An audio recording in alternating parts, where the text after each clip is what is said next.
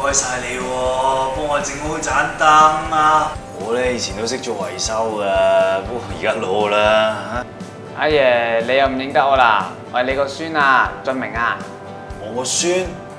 哦，係啊，我有個孫叫俊明啊嘛。你要認住我先得㗎，就嚟乜都唔記得晒啦你。阿貴，你點啊？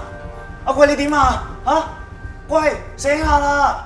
嗰日個伙計裝緊個假天花，金屬承托格俾鋼線吊住，但鋼線同個金屬承托格都冇接地。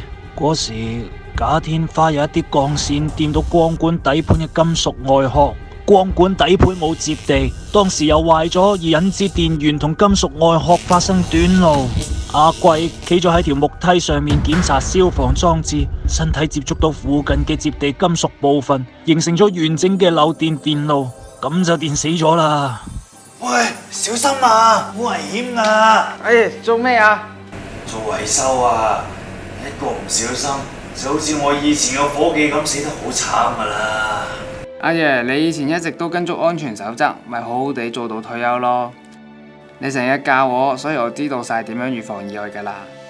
嗱，光管電路同光管底盤要定期維修保養，以防漏電。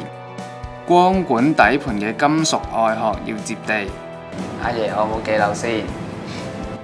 你考我啊？仲爭一樣嗱，一定要用合適嘅工作平台啊嘛！你呢條梯一睇就知唔掂啦。阿爺，我即刻換翻個合適嘅工作台先。阿爺，你記性有幾好喎？過獎啦。係喎，同你傾咗咁耐，你係邊位話？